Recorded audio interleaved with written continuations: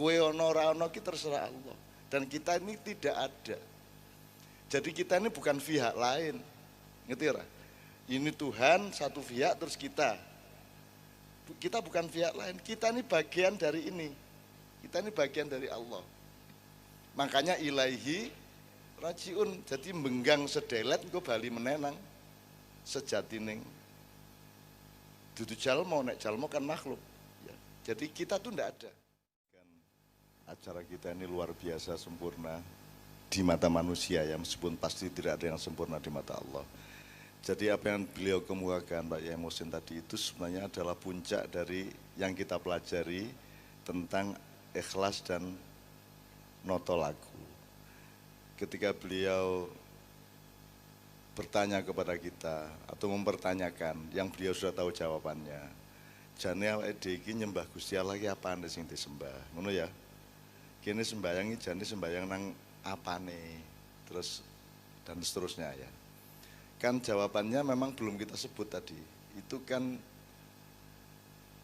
jawabannya adalah walam yakullahu kufuwan ahad, yaitu jawabannya. Tidak ada apapun atau siapapun yang menyerupainya ya, Pak Muzamil ya. Kalau saya bisa menjawab ikine yang kita sembah itu ininya, kalau kita bisa merumuskan berarti ayat itu tidak berlaku. Kalau kita bisa merumuskan Allah berarti dia tidak walam yakullahu kufuwan ahad. Jadi kita tidak diperkenankan oleh Allah untuk bisa merumuskan Allah. Maka kita jangan coba merumus-rumuskan, wis dirasakno dilakoni. Iku isone ngono tok. Karena kalau kita ngerumus-rumuskan itu membatalkan ayat walam yakullahu wanakat atau mungkin walaisa kamitslihi syai'un. Satu. Terus beliau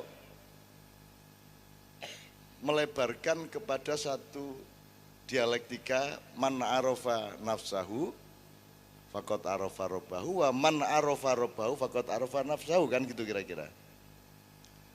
Beliau sudah mengantarkan kita untuk lho kowe iki ra duwe apa-apa, kowe iki ra iso apa-apa gitu ya. Nah, kita sempurnakan untuk pembelajaran kita. Kowe iki menungso ora ming ora iso apa-apa, ora ming ora duwe apa-apa, kowe iki ra ono. Jadi puncak pengetahuan manusia adalah sadar bahwa kamu itu tidak ada aslinya. Yang ada hanya Allah. Begitu kamu ngerti ketiadaanmu, kamu akan sampai kepada satu kesimpulan yang ada hanya Allah. Jadi kalau ada kamu itu sebenarnya bagian saja dari kehendak Allah. Kue ono ora ono ki terserah Allah. Dan kita ini tidak ada. Jadi kita ini bukan pihak lain. Ngerti ora? Ini Tuhan satu pihak terus kita. Kita bukan pihak lain. Kita ini bagian dari ini. Kita ini bagian dari Allah. Makanya ilaihi rajiun. Jadi menggang sedelet engko bali menenang sejatining. Dudu jalmo, nek jalmo kan makhluk ya. Jadi kita tuh ndak ada. Maka para malaikat yang diciptakan Allah sebelum alam semesta itu juga bersyahadat wa asyhadu anna Muhammadar Rasulullah. Orang menyatakan loh, kan Kanjeng Nabi durung ngono. Kula Kanjeng Nabi ketika di casting jadi Muhammad bin Abdullah. Jadi ketika Allah menciptakan Nur Muhammad, itulah Rasulullah.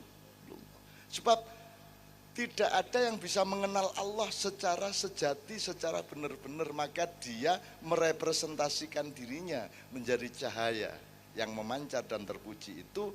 Kemudian berevolusi menjadi alam semesta, kemudian malaikat. Di antara malaikat ada yang kemudian menjadi iblis. Kemudian Allah bikin jin di bumi, kemudian merusak dirinya sendiri, hancur lebur, terus hidupnya terbengkalai sampai sekarang, merencor karu-karuan tanpa tanah dan tanpa peradaban. Hidupnya jin itu memuncak ketika Nabi Sulaiman, tapi setelah itu karu-karuan. Ya. kemudian digantikan oleh makhluk baru pra Adam, sebelum Adam, yaitu Banujan. Wong Jawa ngundangi Banujan. Nah, ketika Banujan ini juga merusak dirinya dan menumpahkan darah di antara mereka, ketika itulah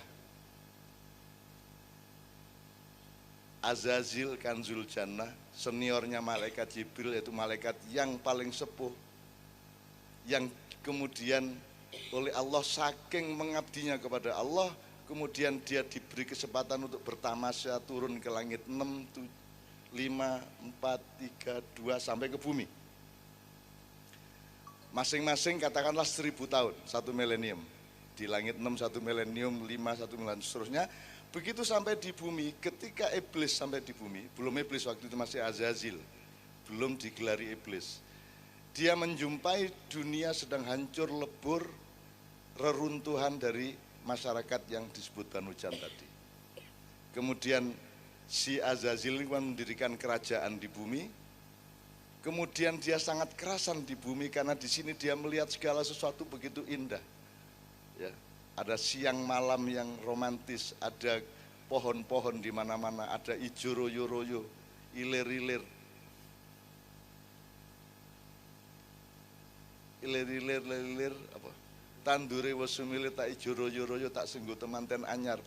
Ada gunung, ada pelangi, ada begitu rupa indahnya bumi ini sehingga si Azazil ini tidak mau pulang ke langit, tidak mau pulang ke langit 7. Dia melawan kehendak Allah, wong dia disuruh tamasya pariwisata sebentar, dia tidak mau balik. Akhirnya Allah marah sehingga Allah kemudian nek ngono aku nggawe Adam. Aku nggawe khalifah di bumi. Kemudian malaikat diperintahkan wa idh qala lil malaikati wa idh qala lil malaikati isjudu li adama fasajadu, semua malaikat kecuali Azazil, maka dia disebut iblis oleh Allah. Kenapa Azazil tidak mau sujud kepada Adam? Karena dua hal. Yang pertama, dia hubbud dunya, dia merasa nikmat di bumi, ya. Nomor dua, kan dia cemburu kepada Adam, karena Adam itu ciptaan Allah yang paling bagus, masterpiece, yang paling ganteng, apik, gagah, sempurna. Jadi sampean ini sempurna, proporsional, irungnya semene, kupingnya semene, bibune. Nek ora percaya mlebu nang gone jin. Ora ono sing proporsional, ono sing ndase kegeden, ono sing tangane kedawan, ono sing kukune ora karu-karuan kae, mulai rasa rono kowe. Gitu. Ndak ada yang sempurna. Manusia ini ahsani takwim, sebaik-baik makhluk yang ditegakkan oleh Allah Subhanahu wa taala.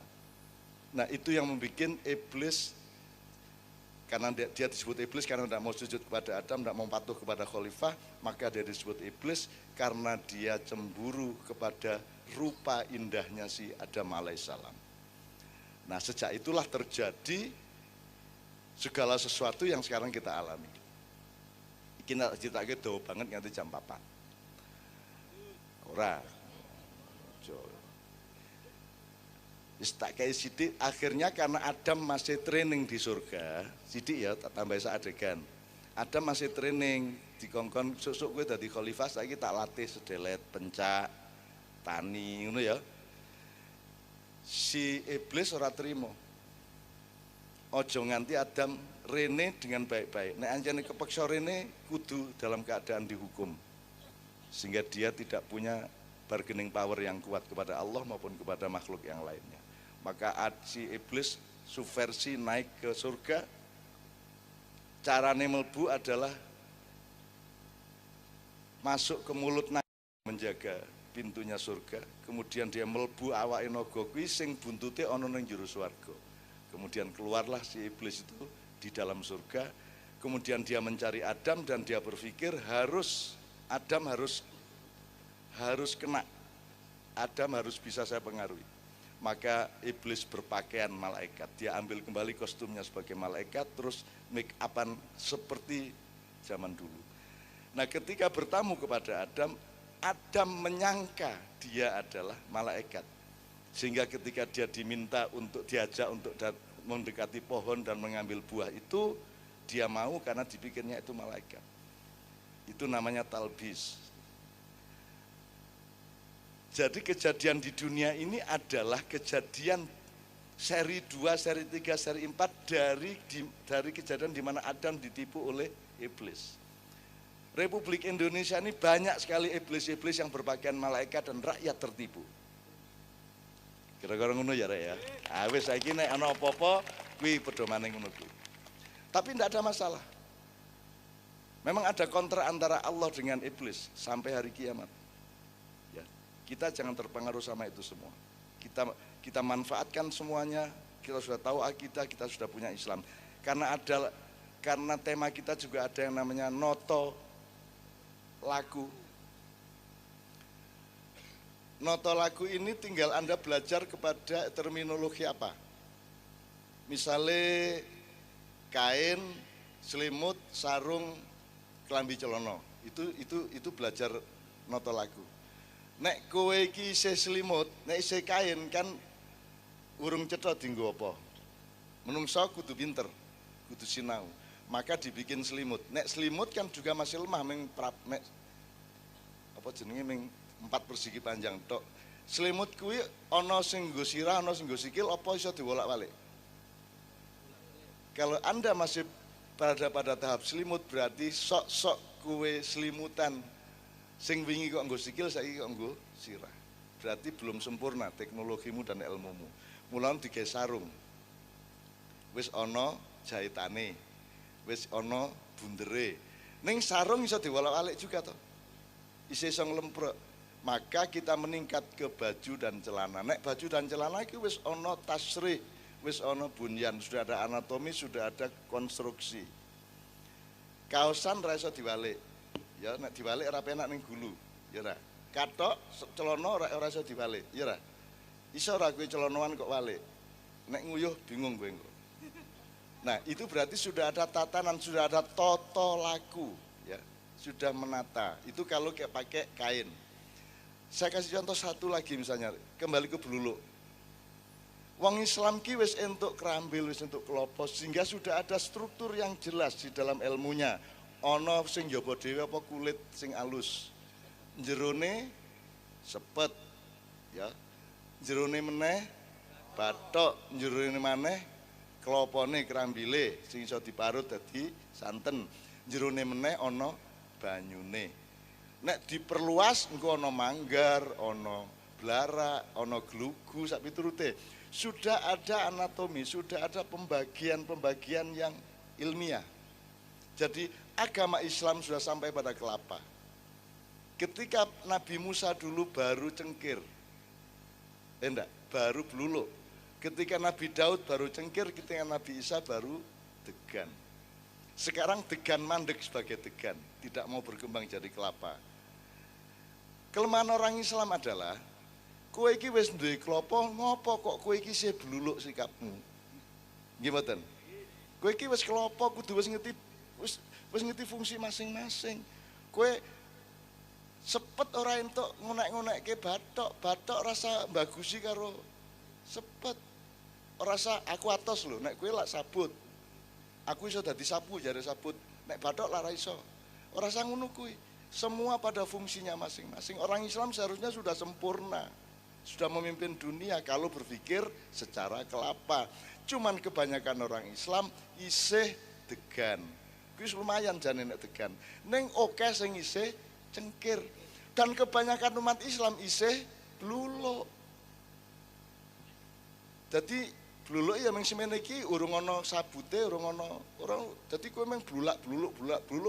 Medeni wong kok di bluluk iso mung dibandemke. Ketika kowe Allahu Akbar bluluk kowe. Nek Allahu Akbarnya kelapa dahsyat, tapi kalau Allahu Akbarnya bluluk kan membandem wong. Ngono kira-kira ya, ngerti ya? Jadi noto laku menurut saya apa yang kamu ambil untuk simbolismenya atau untuk terminologinya, iso klopo, iso kain, iso segala macam. Bisa juga pohon, karena Allah memakai pohon, simbolismenya di dalam Al-Quran. Kemudian kebun, surga, artinya surga namanya al-jannah bahasa Arab, bahasa Indonesianya kebun atau taman, Mbak ya. Itu makanya kalau orang Barat Taman Eden. Kalau kita lebih produktif karena kebun, nek taman konsumtif, nek kebun lah produktif, gitu, menghasilkan. Nek taman kan minggu seneng-seneng, kan gitu. Jadi banyak sekali untuk noto lagu itu banyak sekali Al-Quran memberi pelajaran. Bapak-bapak sekalian, mohon maaf ini kita sampai kepada tingkat ilmu yang luar biasa Pak Yai. Sudah sampai man arafa nafsahu faqad arafa rabbahu. Jadi arafa nafsahu itu maksudnya apa? Janjane kowe iki ora ana. Maka ketemulah kepada sing ono. Sapa sing ono? Ya ming ahad kuwi, kul huwallahu ahad. Ya ming kuwi sing ono, liyane ra ono. Nek kowe kaya ono kuwi ming dianakke, ngerti ora? Diadakan. Pak Edi pengusaha, ya. Apakah dia pengusaha? Bukan. Karena besok-besok dia bukan pengusaha lagi setelah tua. Jadi bukan pengusaha. Apakah Pak Edi manusia? Apakah itu Pak Edi? Yang rambutnya agak putih, apa itu? Enggak, dia bukan itu. Karena ketika di kuburan, bukan itu. Dia sudah bukan itu lagi. Tapi ketika beliau dikubur, masih ada Pak Edi enggak dalam pikiran kita? Ada. Jadi bukan ini Pak Edi. Jadi kui dudu ono, pengusaha, pejabat itu bukan keberadaan, itu cuman pakaian-pakaian saja. Nah, saiki wis. Mas, kuwi kelambimu. Kelambimu kowe apa dudu? Kelambimu kowe apa dudu? Dudu to ming kelambimu to. Ya to. Atine iso kok copot. Nek kelambimu kok copot kowe isih kowe. Oke. Drijimu kuwi kowe apa wekmu? Nek drijimu dilangi tetep kowe ora? Lho. Nek drijimu diketok, kowe tetep kowe ora? Tetep. Nek sikilmu, tanganmu diketok, tetep kowe ora? Tetep. Nek gulumu diketok, tetep kowe ora? Jadi kowe dudu awakmu kuwi. Cetha ya? Ketika dikubur kita sudah menjadi satu dengan tanah, tapi kowe tetep kowe. Jadi kowe dudu kuwi, ngerti ra? Cetha ya? Itu yang namanya man arafa nafsahu, nek rumangsamu kowe iki kuwi. Kowe ngerti awakmu. Cetha ya? Nanti sampai ke puncak di mana kita sadar bahwa kita ini sebenarnya tidak ada. Yang ada hanya kul huwallahu ahad. Neng rasa semelang karena Allahus somad. Tiba-tiba Allah kasih fungsi as-somad di situ. Bukan Al-Karim, bukan Ar-Rahman, bukan Ar-Rahim, tapi as-somad.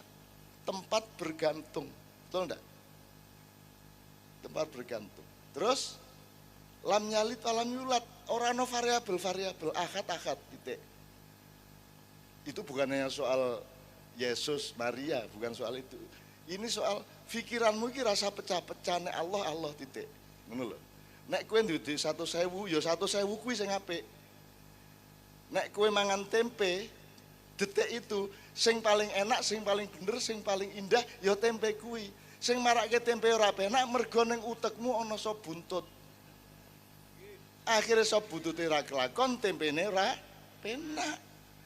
Itu yang namanya ikhlas. Ikhlas adalah apa anane kowe saiki iki ya kuwi sing paling apik. Bahwa besok pagi ada perkembangan, alhamdulillah. Besok pagi kamu adalah yang kamu besok pagi. Jadi kowe saiki dudu kowe sing sesuk isuk. Lah wong saiki iki lak nglambyang.